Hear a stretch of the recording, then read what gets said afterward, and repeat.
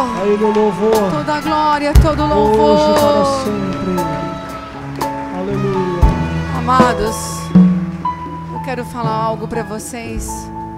Esse sentimento que está na comunidade. Quantos estão esperando algo do Senhor? Uma providência divina mesmo, uma solução que só Deus pode dar. Só Deus mesmo. Aquela coisa assim que só Deus pode dar. Levanta as mãos. Quantas pessoas estão esperando esse milagre do Senhor? E quantos têm fé que Deus pode mudar, que só Deus pode mudar, que Ele se importa com você? Quantos creem? Erga a mão bem alta assim, eu creio nisso. Você crê nisso, queridos? Vocês creem nisso? Vou contar para vocês um pequeno milagre. Essa semana eu repeti alguns exames. Exatamente há um ano atrás eu sofri uma isquemia cerebral. Uma isquemia e estava lá o sinal no cérebro. Há um ano atrás, o médico disse, você teria morrido. Eu repeti o exame essa semana. E estava lá o sinal e as manchas grandes também. Eu repeti uma tomografia e mais um eletro. Quando eu saí da sala, que eu fui para a sala do médico, ele sorria. Ele sorria para mim e dizia assim, eu tenho a alegria de te dar essa notícia, Marli. O sinal isquêmico do seu cérebro foi apagado, sumiu. As suas manchas, algumas estão desaparecendo. As outras estão debaixo de controle. Porque tem um Deus que se importa comigo. Porque eu tenho pedido para Ele, eu quero ver o Biel crescer, Senhor. Você me deu um filho, Deus, e eu quero ver ele crescer, Senhor. Ele se importa comigo e com você. Pega sua mão bem alto e diz, Deus, eu quero ver o teu milagre, Senhor. Eu creio em milagre, Senhor. Libera a tua palavra de cura. Libera os teus milagres, a tua providência, Senhor. Libera os teus socorros. Libera, Senhor, a tua providência para essa pessoa, Deus. Como o Senhor tem mudado a minha história. Muda a história do teu povo. Muda a história desta igreja, Senhor. Porque tu és Deus, tu és Senhor. Tu és Senhor, tu és Rei dos Reis, Senhor dos Senhores, Príncipe da paz, Deus Todo-Poderoso, que vai diante do seu povo e muda a história dela. Você pode aplaudir esse Deus, lembramos de júbilo.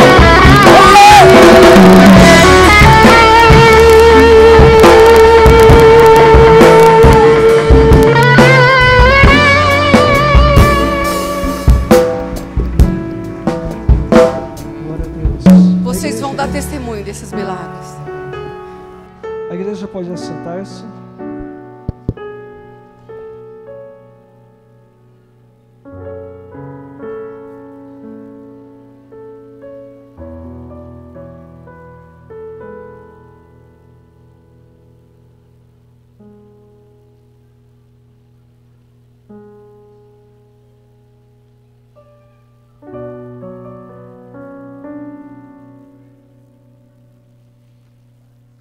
Vamos abrir nossas Bíblias no livro de Números, capítulo 13.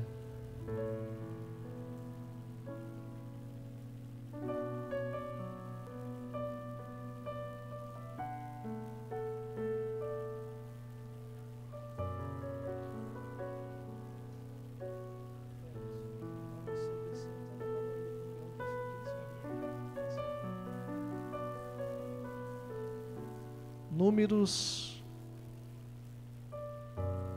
capítulo 13.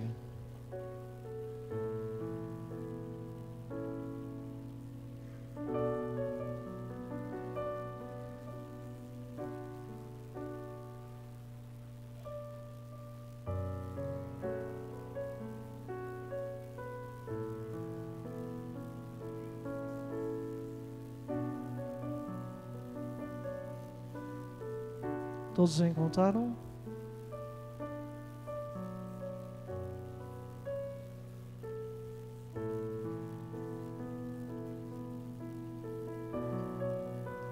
E o Senhor disse a Moisés: envia alguns homens em missão de reconhecimento à terra de Canaã, terra que dou aos israelitas. Envia um líder de cada tribo dos seus antepassados. Assim Moisés os enviou do deserto de Parã, conforme a ordem do Senhor. Todos eles eram chefes dos israelitas.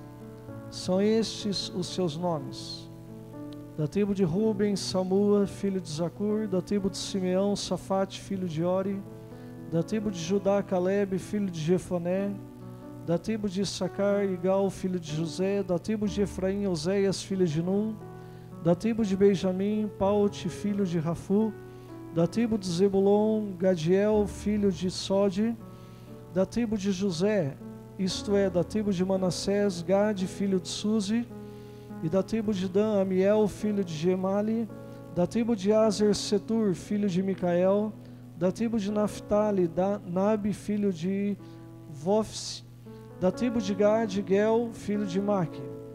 São esses os nomes dos homens que Moisés enviou em missão de reconhecimento do território. A Oséias, filho de Num, Moisés deu o nome de Josué. Quando Moisés os enviou para observar em Canaã, disse: subam pelo Neguebe e prossigam até a região montanhosa. Vejam como é a terra e se o povo que vive lá é forte ou fraco, se são muitos ou poucos, se a terra em que habitam é boa ou ruim, se as cidades em que vivem são cidades sem muros ou fortificadas, se o solo é fértil ou pobre, se existe ali floresta ou não. Sejam corajosos, tragam alguns frutos da terra. Era a época do início da colheita das uvas. Eles subiram e observaram a terra desde o deserto de Zin até Reob, na direção de Lebo-Hamate.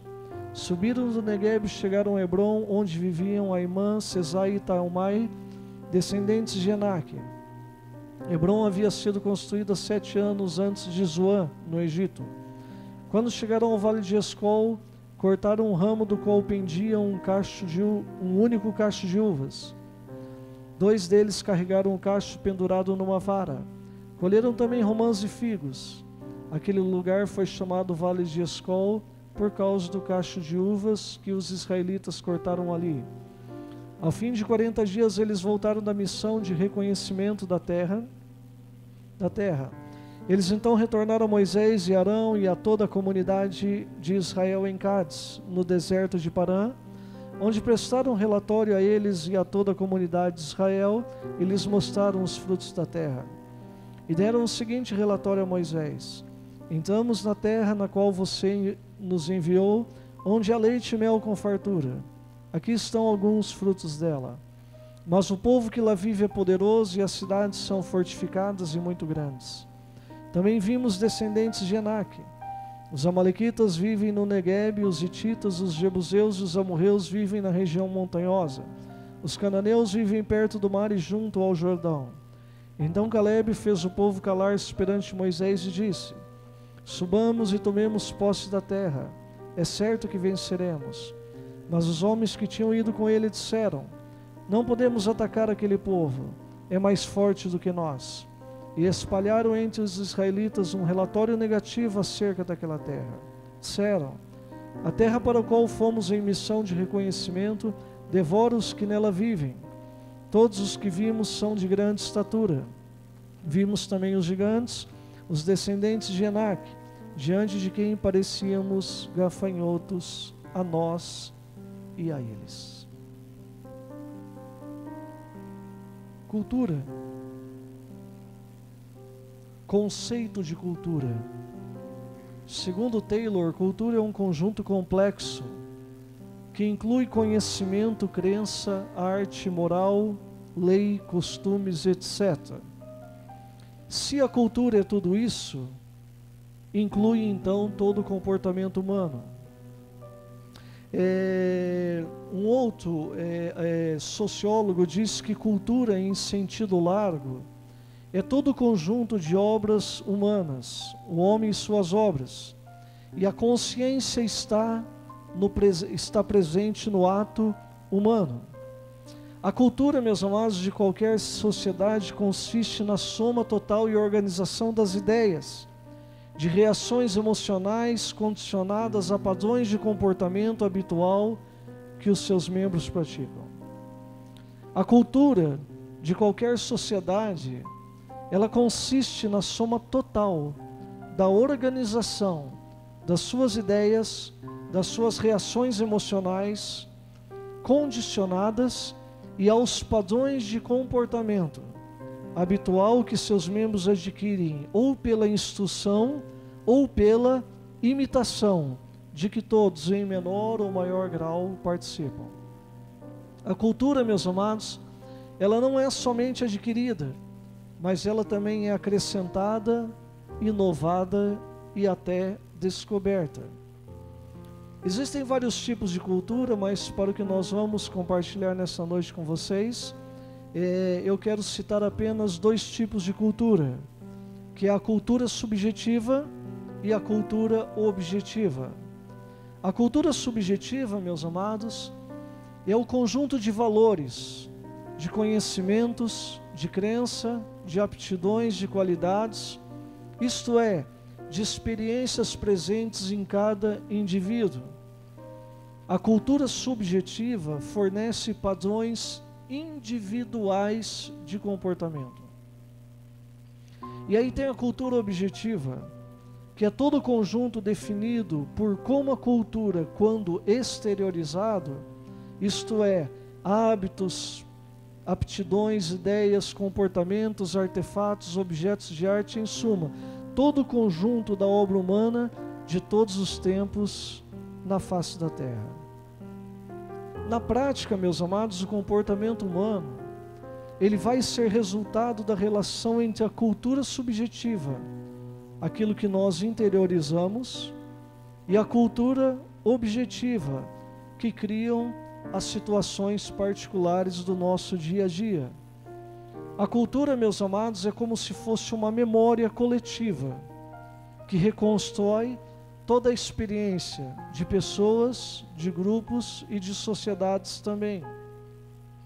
A realidade é que jamais se viu alguém desprovido completamente de cultura. Assim, todos os indivíduos, antes de fazer seu primeiro ato consciente, ao que tudo indica, eles já têm uma conduta padronizada, que a cultura interiorizada lhe proporciona e que modela, inclusive seus processos psicológicos e orgânicos. A nação de Israel, meus amados, durante os 400 anos do cativeiro do Egito, bem ou mal, eles desenvolveram a sua cultura materna, bem como também eles assimilaram inúmeros aspectos da cultura egípcia. A semelhança da nação de Israel, durante a nossa peregrinação também, nós temos a tendência de desenvolver culturas, algumas que nós herdamos de nossos pais. O apóstolo Pedro, lá em 1 Pedro diz: porquanto estáis cientes de que não foi mediante valores perecíveis como a prata e o ouro, que fostes resgatados do vosso modo de vida vazio e sem sentido, legado por vossos antepassados. O apóstolo Pedro diz que a igreja da dispersão, para o qual ele escreveu a sua carta, deveria entender que eles não foram resgatados mediante valores perecíveis, mas eles foram resgatados de um modo de vida vazio e sem sentido, que era decorrente de um legado cultural que os seus antepassados transmitiram a eles. Como eles, como Israel e como esses irmãos da igreja que foi dispersa, nós também vamos assimilando culturas em nossa alma que nos conduzem a pensar e a agir exatamente da maneira como nós o fazemos. Então vamos ver se a gente entende aqui. Eu sei que pode parecer meio complexo o que eu falei aqui até agora, mas a coisa vai ficar um pouco mais suave daqui para frente, né? Tudo que você faz, a maneira como você age, a maneira como você se comporta, a maneira como você reage, a maneira como você escolhe, a maneira como você decide, tudo isso é em decorrência da cultura que se formou em seu interior. É fruto de uma cultura subjetiva que foi assimilada a partir da cultura social, a partir da cultura objetiva. Muitas coisas você herdou dos seus pais, dos seus avós, dos seus antepassados. Outras coisas você foi assimilando à medida que você foi crescendo e se desenvolvendo. Você foi assimilando culturas, crenças, pensamentos, aptidões, comportamentos, que são exatamente o que você é hoje. Por isso, quando você vê qualquer pessoa falando, ou agindo, ou reagindo, uma maneira boa de você lidar com a pessoa, não é taxar a pessoa talvez de ignorante, ou alguma coisa assim, ou não querer estar perto dessa pessoa, porque de repente ela não pensa como você pensa. Por quê? Tanto você como ela são frutos de culturas que vocês desenvolveram dentro de vocês. E eu vou falar um pouco mais para frente, que até as nossas reações espirituais são decorrentes de que tipo de cultura bíblica nós assimilamos. Alguns assimilaram culturas bíblicas extremamente danosas, extremamente heréticas, extremamente desvirtuadas. E aí eles se comportam na igreja, na sua fé, na sua vida cristã, de maneira desvirtuada também. Mas isso é fruto do quê? Dessas culturas que eles vão assimilando ao longo da jornada da vida, e isso vão tornando-os a pessoa que eles são. Então, quando você chegar em casa nessa noite, você olha no espelho e você lembre-se de uma coisa, que você é exatamente o fruto das culturas que você pegou como legado de seus pais e seus antepassados, e de culturas que você foi assimilando à medida que você foi crescendo e se desenvolvendo, e que você ainda continua crescendo e se desenvolvendo. Quero compartilhar com vocês nessa noite a ministração que tem por título A Cultura e a Jornada da Vida. A maneira como nós vamos trilhar, meus amados, a jornada da nossa vida estará relacionada aos tipos de cultura que nós assimilamos, que nós adquirimos, e que através dessas culturas é que nós nos comportamos. Então todas as nossas ações e reações daqui para frente, agora você vai saber que isso é fruto das culturas subjetivas que estão impregnadas na sua alma. E aqui eu quero compartilhar algumas culturas que são adquiridas ao longo da jornada da vida. Culturas que o povo de Israel adquiriu lá no Egito. Culturas que nós também acabamos adquirindo à medida que nós vamos caminhando, à medida que nós vamos enfrentando a vida e enfrentando situações ou circunstâncias. Primeira cultura que eles adquiriram no Egito, e que muitos de nós também adquirimos essa cultura nesses dias, é uma cultura de fraqueza moral e social. Aqui no versículo 28, na parte A, eles disseram assim: o povo que lá vive é poderoso.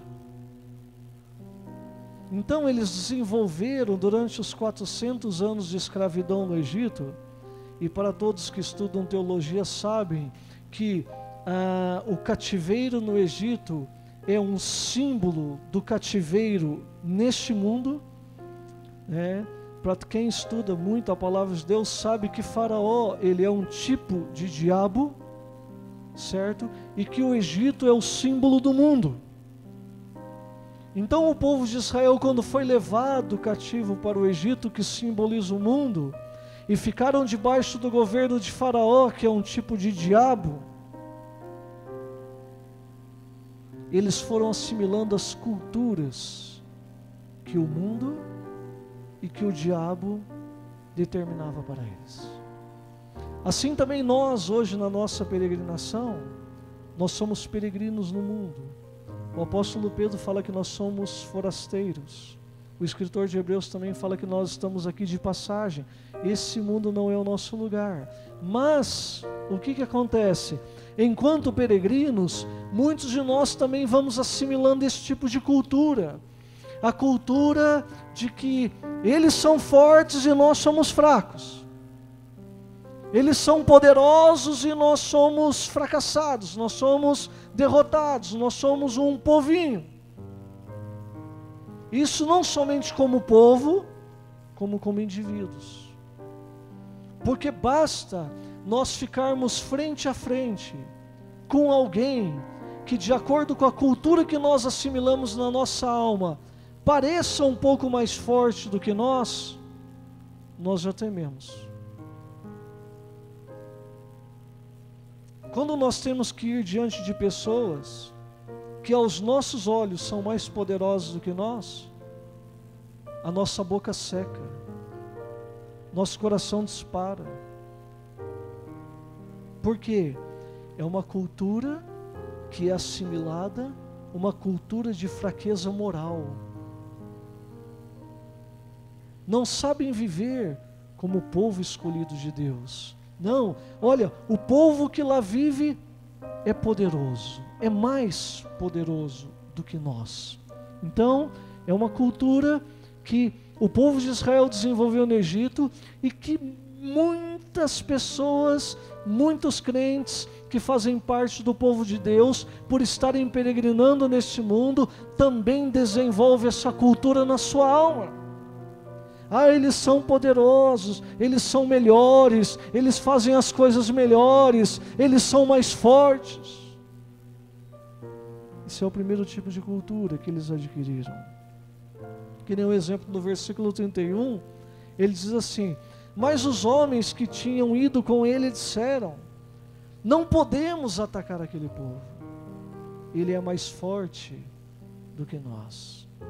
É uma cultura, meus amados, que muitas vezes nós assimilamos que sempre o outro é mais forte, o outro faz melhor, o outro é mais excelente e nós somos sempre os fracos, os derrotados, os miseráveis. Segundo tipo de cultura, meus amados, que eles adquiriram no Egito, que nós também adquirimos nessa caminhada, nessa jornada nossa, é a cultura da desproteção moral e espiritual. Vejam no versículo 28, a parte B: e as cidades são fortificadas e muito grandes. Meus amados, quando você estuda a teologia do Antigo Testamento, a introdução ao Novo Testamento, você tem que estudar entendendo que tudo que aparece ali são paralelos espirituais. Que nem no Antigo Testamento, sempre quando se refere a uma cidade, sempre quando se refere a um muro, a uma edificação, a uma proteção, está se referindo não somente a uma nação, mas está se referindo também a um indivíduo. E os muros de proteção falam a respeito dos muros que nós construímos para a nossa própria proteção. E se nós nos sentimos desprotegidos, física, moral e espiritualmente, a nossa tendência é levantar muralhas. Aqueles disseram assim: olha, as cidades são fortificadas, eles são bem protegidos. Isso aqui, meus amados, fala de pessoas que se protegem nos relacionamentos, uns com os outros, e que se protegem nos relacionamentos, no relacionamento com Deus também.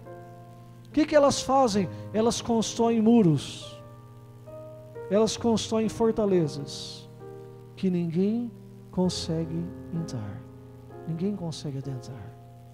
Muitas vezes, nem o Espírito de Deus penetra.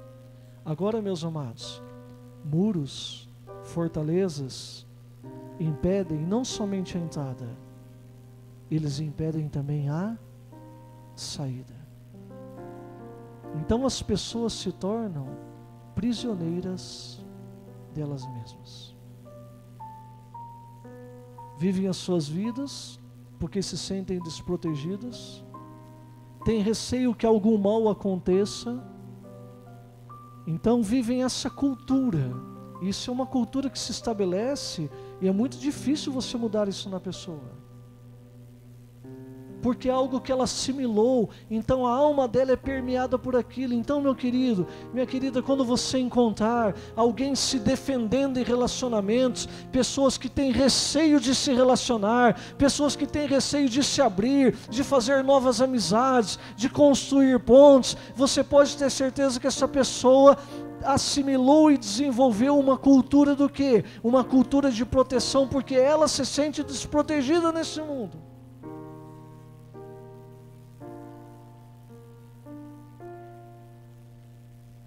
Terceiro tipo de cultura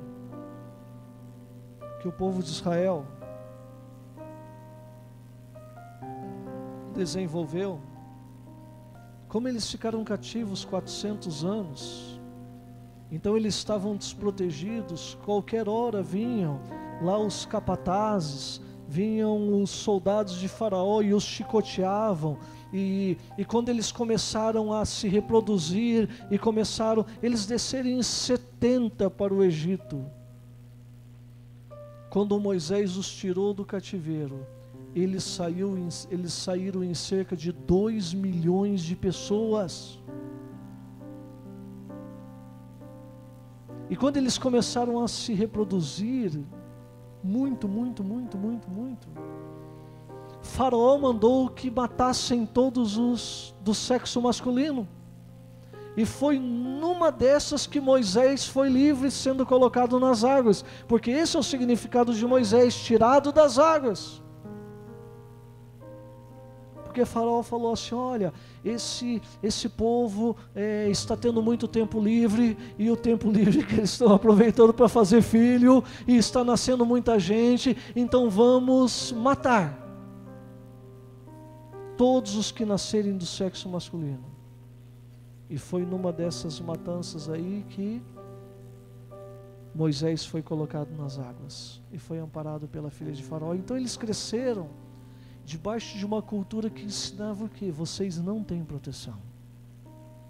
E quando eles saíram, eles levaram aquela cultura dentro deles. As cidades são fortificadas, eles são mais fortes, as muralhas são muito grandes, e as cidades são muito fortificadas, não há como penetrar. Você já se deparou com uma pessoa que é difícil você chegar na alma dela? Você tenta, você conversa e a pessoa está sempre assim, sempre dura, sempre resistente, sempre com muralhas. Muralhas na Bíblia, meus amados, fala da nossa personalidade, de quem nós somos. Mas numa outra oportunidade a gente comenta mais a fundo isso. Uma terceira cultura, meus amados, que eles desenvolveram é a cultura de não enfrentamento. Eles desenvolveram uma cultura do deixa disso. Como eles eram massacrados lá no Egito, depois quando eles saíram, eles levaram essa cultura. Ou seja, se for preciso um confronto, se o obstáculo for muito grande, se o gigante for horrendo, se a muralha for alta, se a cidade for edificada, então é melhor não enfrentar. Daí, meus amados, que nós vemos que esta geração que nós estamos vivendo pode ser considerada a geração mais fraca a respeito de enfrentamento de problemas. Essa nossa geração não está preparada para enfrentar grandes obstáculos. É uma geração que tem pavor de enfrentar um gigante. É uma geração que foi muito mal educada por pais protetores, que estão dando tudo na mão dos seus filhos, e não deixam que seus filhos sofram e tenham as suas experiências de vida. E aí quando aparece um gigante, um Enaquim, não, tem gigantes lá. Meus amados, foram 12 espias. 10 disseram, não tem gigantes lá. Não dá para enfrentar. Meus queridos, há muito tempo eu desenvolvi a seguinte cultura na minha alma. Quanto maior for o gigante, quanto maior for o obstáculo, maior será a possibilidade de eu ver a manifestação do poder de Deus. O tamanho do gigante não é suficiente para me amedrontar. O grau de dificuldade dos obstáculos não são suficientes para me parar. Por quê? Porque eu decidi desenvolver uma cultura de enfrentamento. Com meu Deus eu salto muralhas, com meu Deus eu desbarato exército, persigo os inimigos e os alcanço, não fujo. Mas nós estamos vivendo uma cultura de pessoas que não vão à luta, pessoas que assimilaram a cultura do Egito, a cultura do mundo, que é uma cultura que não prepara para o enfrentamento. Todos os dias nós vemos nos jornais, na televisão, na internet, ações de pessoas que não foram preparadas para viver uma vida de enfrentamento, pessoas covardes. E dentro da igreja de Cristo, essa cultura também está estabelecida. Ninguém quer enfrentar, ninguém quer se indispor com o inimigo, ninguém quer a retaliação contra a sua vida. Não, todos querem ficar no conforto. Não mexe com o diabo, a vida está muito boa. Se mexer com o diabo, ele vem com tudo para cima da gente, e aí vai ser doença, vai ser tribulação. Não vamos nem orar.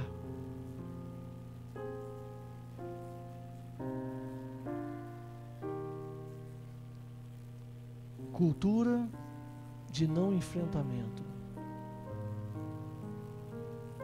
E quando aparece um obstáculo, meus irmãos, eu vou falar uma coisa para vocês, que em nome de Jesus, eu não prego para entreter ninguém. Eu penso que todos vocês estão aqui porque vocês estão buscando um crescimento espiritual para a vida de vocês. Vocês não estão aqui cumprindo uma agenda religiosa, vindo no culto de domingo para cantar umas músicas e ouvir uma palavra e ir embora para casa. Algo tem que mudar em nossa vida após nós ouvirmos a palavra de Deus. Nós não podemos ouvir a palavra de Deus constantemente e continuarmos sendo as mesmas pessoas. E o que nós vemos, meus amados, é um tipo de cultura estabelecida na vida dos filhos de Deus, que é a mesma cultura do Egito, a mesma cultura do mundo, é a cultura do não enfrentamento.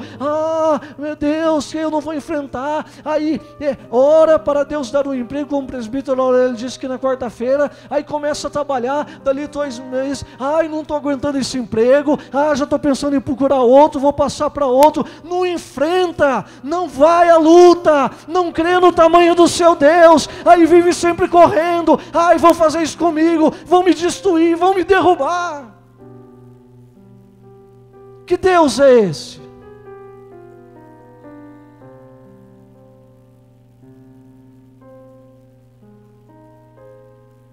Que Deus é esse?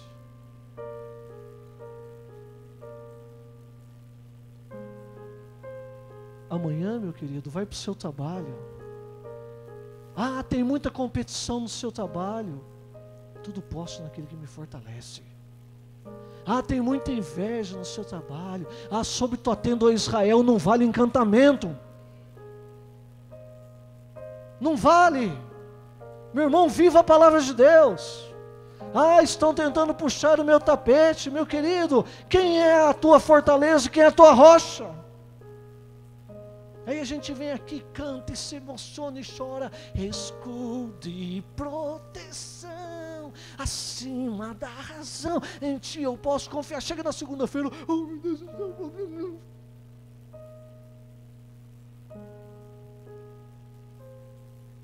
alguma coisa tem que mudar. Fala para a pessoa que está ao seu lado, alguma coisa tem que mudar. Amém, meus amados? Uma outra cultura, meus amados. Uma quarta, tem várias culturas, mas eu vou parar nessa quarta aqui. É a cultura de inferioridade.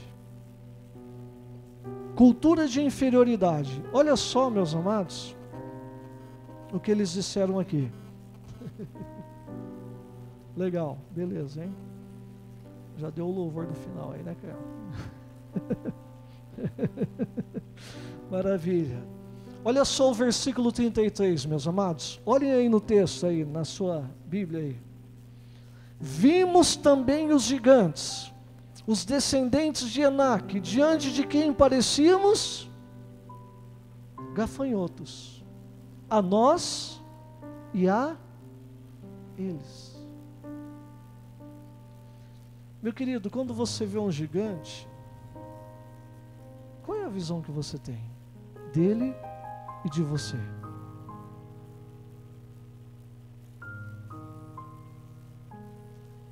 É desenvolver uma cultura de inferioridade. Ah, esse obstáculo eu não vou conseguir transpor. Esse gigante eu não vou conseguir derrubar. Eu não vou conseguir vencer. Como não?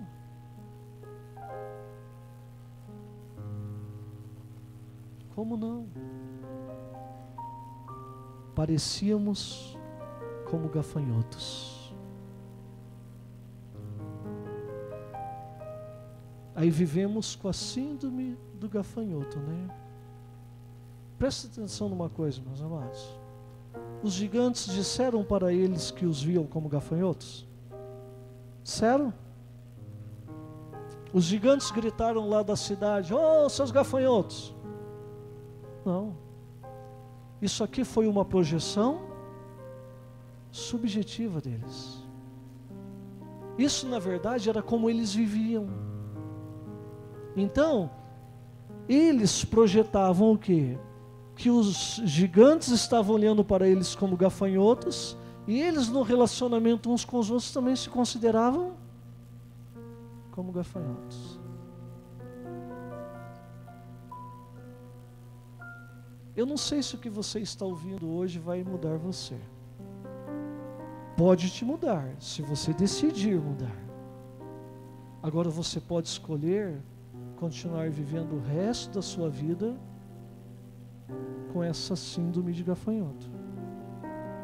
Com essa ideia de que os obstáculos são grandes, os outros são maiores, os gigantes são difíceis de derrubar.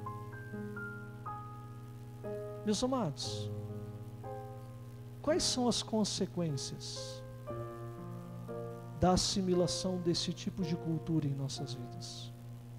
Ou desses tipos de culturas? Eu falei 4, tem outras mais, mas eu quero me ater só a essas 4. A cultura da fraqueza moral, a cultura da desproteção, a cultura do não enfrentamento e a cultura da inferioridade. Quais são as consequências de nós assimilarmos essas culturas? Abram suas Bíblias em 1 Coríntios 10.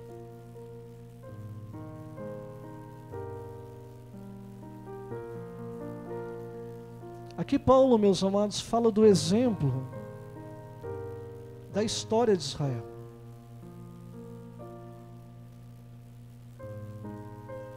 Paulo aqui está falando dos 40 anos de caminhada do povo de Israel, do Egito a Canaã, sob a liderança de Moisés. E aqui, meus amados, o apóstolo Paulo faz uso de algumas palavras para referirem-se aos antepassados, à cultura, a tudo que aconteceu com eles. Paulo diz que todos eles estiveram sobre a nuvem, certo? A nuvem de dia e o fogo à noite. Qual era o símbolo da nuvem de dia e do fogo à noite? Proteção, glória e direção. Que nem, sabe no Salmo 121 que fala assim: o sol não te molestará de dia e nem a lua de noite. Meus amados, o sol do deserto é horrível. Como eu falei aqui naquele domingo missionário, passa dos 55 graus no verão. A gente andando lá, só dava para ficar dentro do ônibus. Quando a gente saía, era boné o tempo todo, protetor 60, e de preferência com os braços tudo cobertos. Então eles tinham a nuvem de dia, para que o sol não os molestasse. E de noite eles tinham a coluna de fogo. Para quê? Para espantar os animais selvagens que vinham atacar o acampamento. Então ficava a nuvem, a coluna de fogo, no acampamento de Israel, e nenhum animal selvagem entrava no acampamento de Israel por causa da coluna de fogo, Então fala sobre proteção, sobre glória, sobre direção.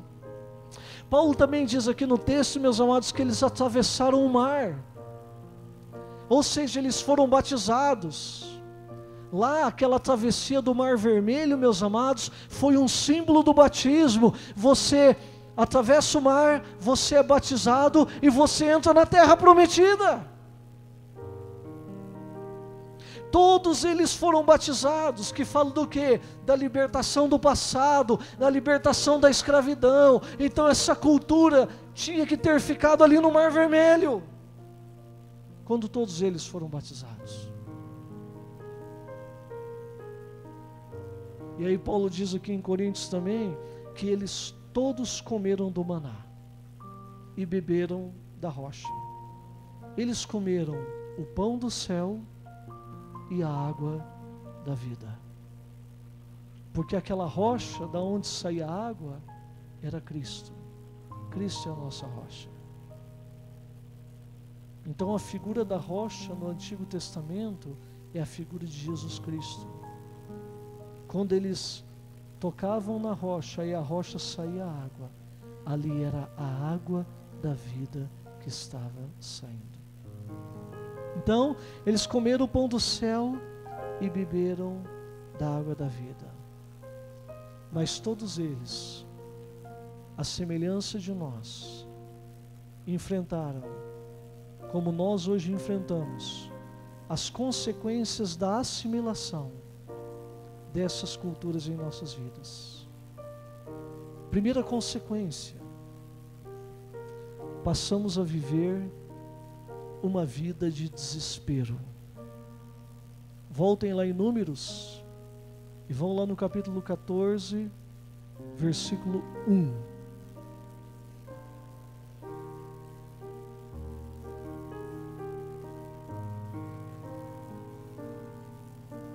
Naquela noite toda a comunidade começou a chorar em alta voz. Toda a comunidade. Meus amados, você imagine 2 milhões de pessoas chorando em alta voz. Vocês imaginem o barulho.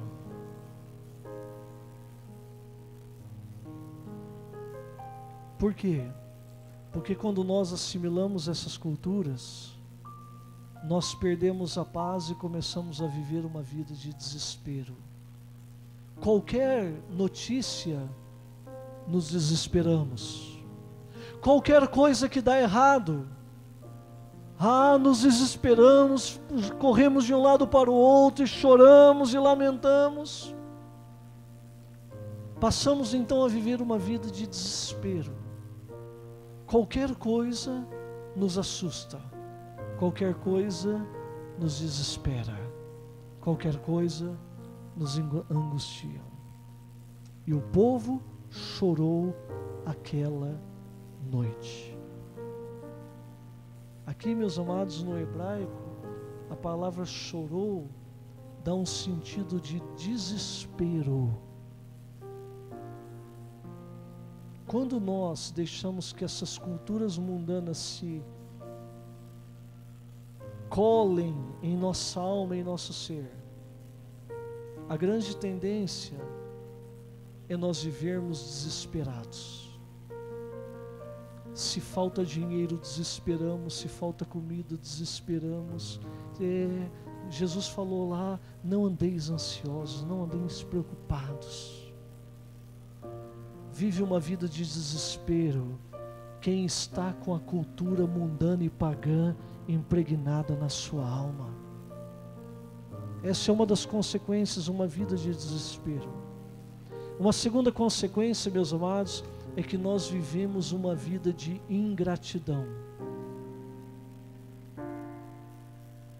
Ingratidão, eu creio ser a pior atitude que um cristão possa ter. Pessoas ingratas são pessoas horrendas. Pessoas ingratas são pessoas muito pequenas de alma e de espírito. Olha aqui que eles dizem no versículo 2: antes tivéssemos morrido no Egito.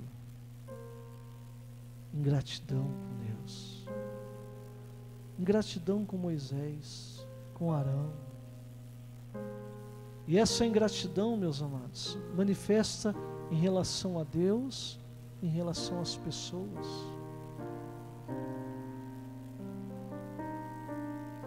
Todos os dias nós vemos ingratidão nesse mundo. Todos os dias eu vejo ingratidão na igreja. Pessoas que simplesmente viram as costas e vão embora, sem dar satisfação. Sabe? Vão. E muitas vezes vão se achando cheios de razões. Mas o nome que a palavra de Deus dá para isso é ingratidão. Meu querido, nunca deixe que a ingratidão tome conta da sua vida. Nunca se esqueça que a pessoa que você é hoje, você não deve só a você, só o que você pensa ou o que você faz. A pessoa que você é hoje, você deve a todas as pessoas que passaram pela sua vida e de uma maneira ou de outra contribuíram para que você chegasse aqui. Virar as costas para alguém, falar contra alguém, é um sentimento muito miserável. E as pessoas ingratas são pessoas que assimilaram essa cultura mundana, a cultura do descartável, a cultura do que não deu certo para mim, tchau. Porque hoje é uma imensidão de divórcios, porque hoje há vários relacionamentos que se quebram, amizades que se perdem, porque essa cultura maligna, essa cultura de egoísmo que vai permeando as pessoas, e as pessoas vão agindo de acordo com a cultura que elas desenvolveram dentro delas. Uma outra consequência, meus amados, quando nós assimilamos essas culturas, a semelhança do povo de Israel, é que os nossos sonhos morrerão no deserto. Deus disse aqui em Números, eles morrerão no deserto. Ninguém dessa geração passa para a terra prometida, exceto Josué e Calebe. Exceto. Então, meus amados, quando nós deixamos essas culturas mundanas tomar conta da nossa alma, você pode ter certeza, os seus sonhos morrerão no deserto. No versículo 5 de 1 Coríntios 10, diz assim que eles ficaram prostrados no deserto. Os corpos deles, meus amados, foram esparramados. As vidas, a alma deles pereceu no deserto.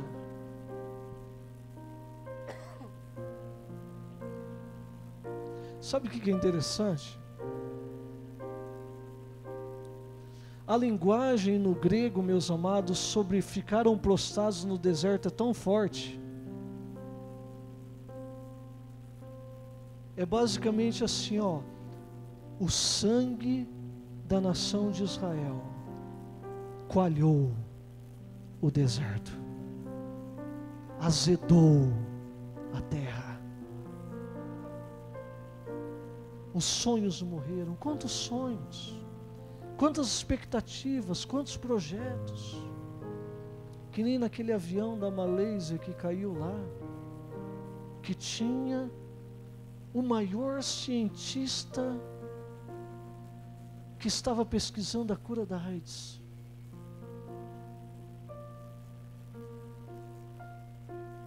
Vocês imaginem morrer no deserto 2 milhões de pessoas. Nascer uma geração nova. Deus falou, não vão entrar. Não vão. E não entraram. Nem Moisés, que deu ouvido à conversa dos 10 espias.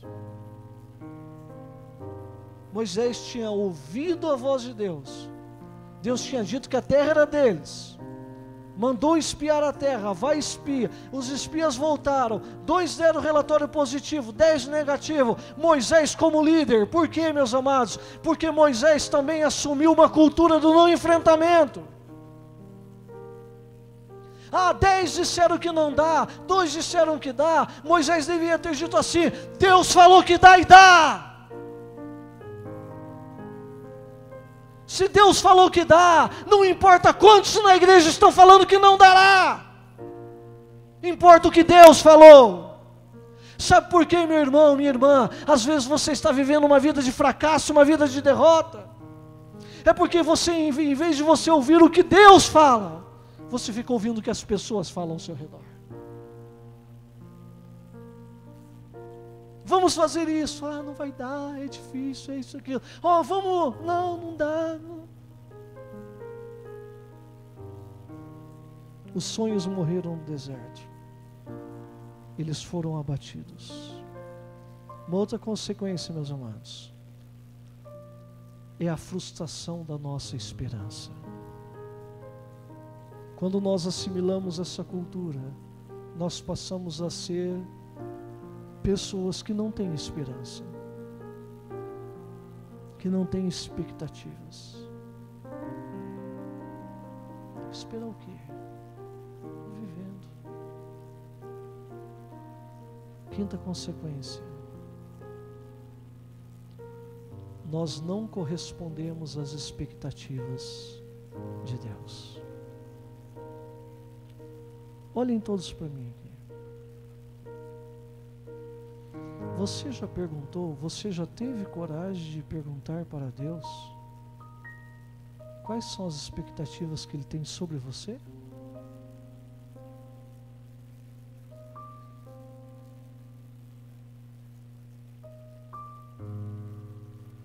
Muitos de nós não perguntam porque não tem coragem de ouvir a resposta. Porque sabem que que não está vivendo de acordo com as expectativas de Deus. Está vivendo muito aquém daquilo que Deus esperava que você vivesse. Eles desagradaram a Deus, como muitos de nós estamos.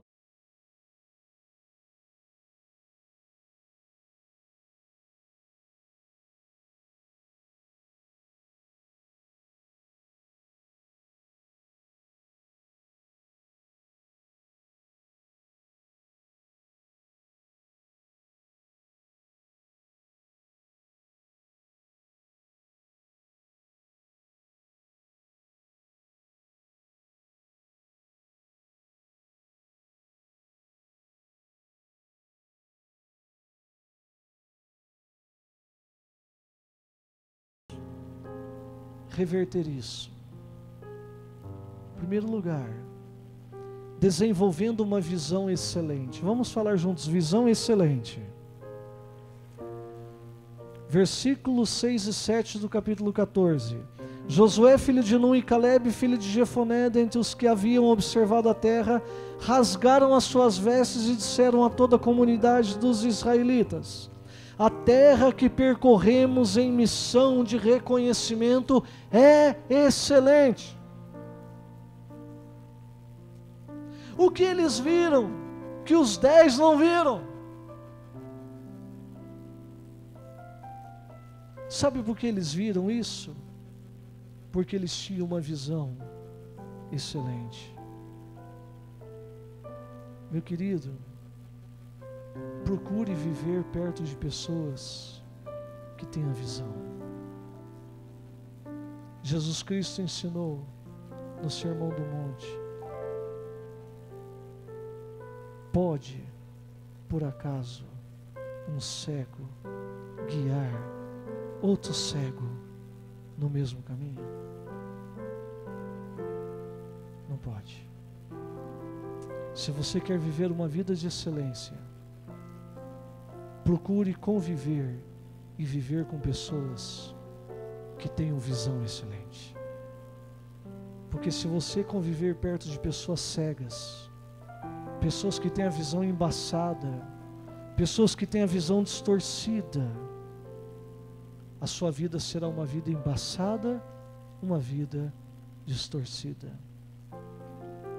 Nós temos a tendência de ver a semelhança dos espias sempre a parte ruim, sempre a parte negativa, sempre a parte da derrota. A semelhança dos espias, meus amados, nós somos incapazes de apenas fazer o que nos pediram. Moisés falou: vai lá e vigia a terra. Eles foram lá, vigiar, espiar a terra, tal. Voltaram. Aí, tem gigante, tem isso, tem aquilo, nós somos gafanhotos, nós somos...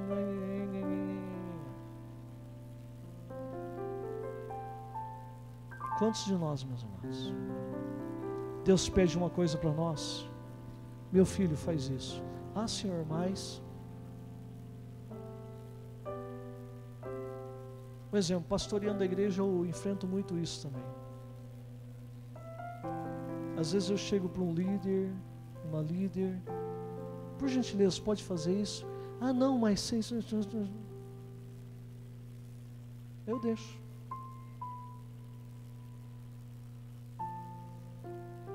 Poderia? Mas sempre tem a parte ruim. Então é questão do quê? De visão. O que vocês estão vendo? O que você está vendo para o seu futuro? Segunda coisa que nós podemos fazer para reverter, meus amados: precisamos viver uma vida que agrade a Deus, acima de nossas vontades e gostos. Números 14:8. Se o Senhor se agradar de nós, Ele nos fará entrar nessa terra, onde manam leite e mel, e dará a nós. Quando nós compreendemos, meus amados, que no reino de Deus só há uma vontade a prevalecer, as coisas tornam-se mais simples. Mas quando nós começamos a achar que a nossa vontade tem que prevalecer, que o jeito que nós queremos é que tem que ser, aí tudo começa a se complicar. E nós fazemos isso por quê? Por causa da cultura que nós desenvolvemos. Que é a cultura de ver a coisa ruim. Ah, não, mas tem a minha vontade. Não, mas aquele irmão não vai gostar. Não, o pastor vai fazer isso, mas aquela irmã vai ficar chateada. Não, o pastor não fez isso, aquele irmão ficou magoado. Que cultura é essa?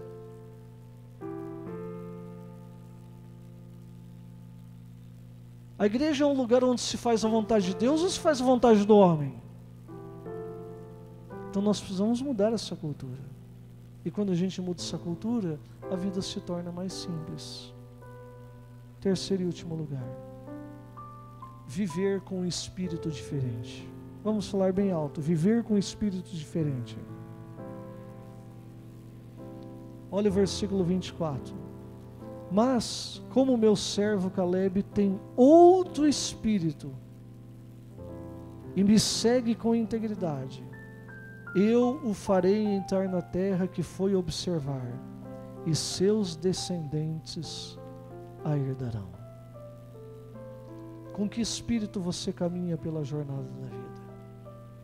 Espírito do medo, do fracasso, da inferioridade, espírito de inveja, de competição, de falsidade, de crítica, de maledicência?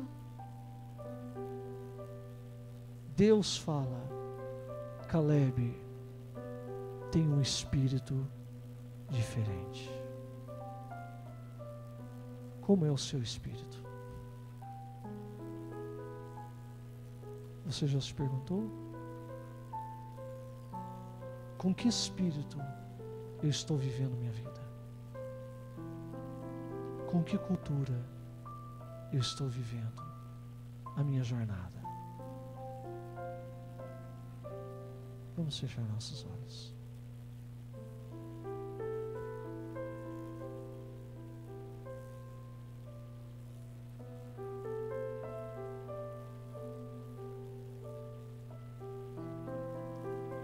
A decisão é sua. A escolha é sua.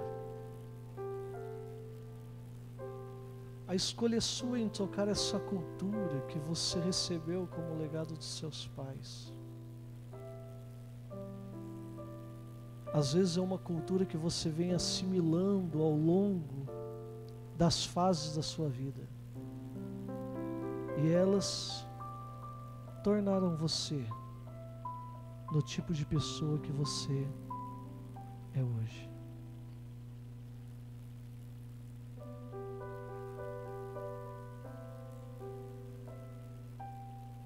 Você escolhe se você vai continuar com elas.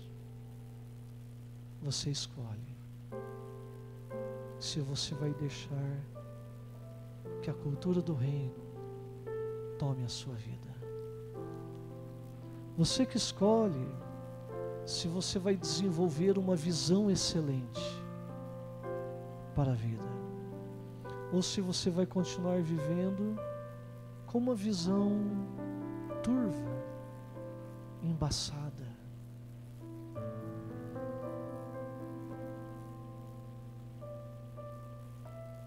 Você escolhe e decide nesta noite se você vai continuar vivendo para fazer as suas vontades e os seus gostos, ou se você realmente vai escolher viver para fazer a vontade de Deus.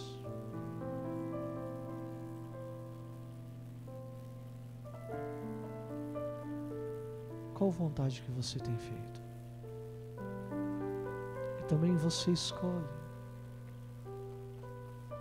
se você quer viver o resto dos seus dias com um espírito diferente, com uma atitude diferente, com uma postura diferente, com um coração diferente, com uma alma diferente. A escolha é sua. A decisão é sua.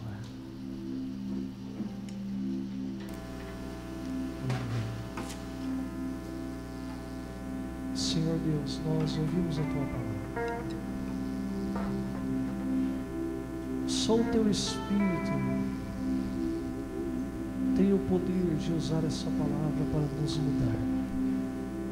mudar a nossa cultura subjetiva. E o Teu Espírito só o fará se nós abrirmos o nosso coração.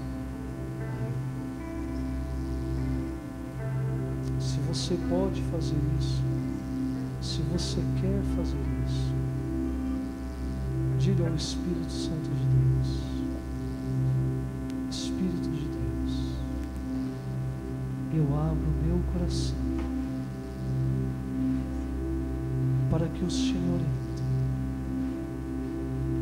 e o Senhor remova as culturas que somente arruinaram a minha vida.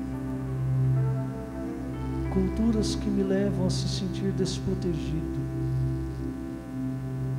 Culturas que me levam a me sentir inferior. Culturas que me levam a me sentir como gafanhoto. Coloque em mim uma visão excelente.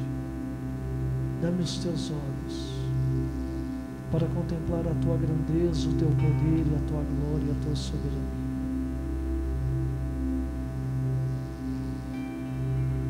Dá-me, ó Deus, uma disposição no meu interior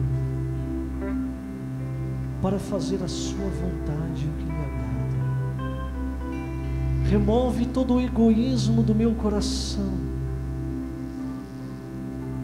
Aquele desejo forte de que a minha vontade prevaleça, que o meu gosto seja realizado. Eu não estou aqui para fazer a minha vontade, para buscar aquilo que eu gosto. Eu estou aqui para fazer a tua vontade, para obedecer ao Senhor e para fazer aquilo que te agrada, Senhor. E coloque em mim um espírito diferente, Senhor. Remove em mim o espírito dessa época, um espírito de manipulação, de competitividade, um espírito de covardia. Remove esse espírito do meu coração, Deus, e coloque em mim um espírito diferente, como Caleb tinha um espírito diferente. É assim que eu oro por mim e por toda a tua igreja nesta noite, em nome de Jesus. Se coloque em pé, dá um abraço na pessoa que está ao seu lado. Fala: viva com um espírito diferente.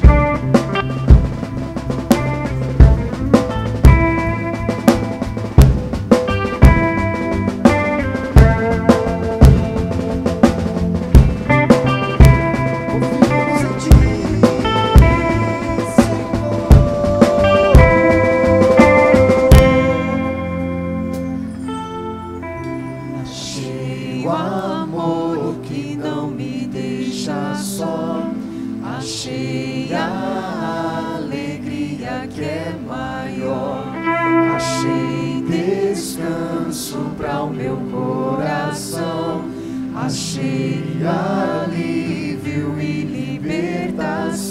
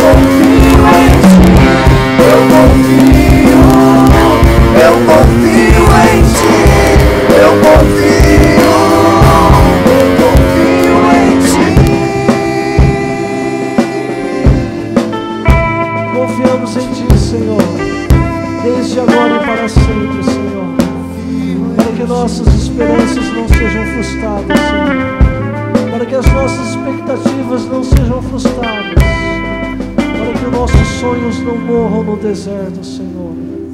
Nós confiamos em Ti, Senhor, na Tua palavra e no Teu amor. Que o Senhor Deus os abençoe e vos guarde. Que o Senhor Deus faça resplandecer o Seu rosto sobre Ti. Que o Senhor Deus te dê uma visão excelente. Que o Senhor Deus coloque em Ti um espírito diferente para viver uma vida que o agrada e glorifica o Seu nome. Em nome de Jesus.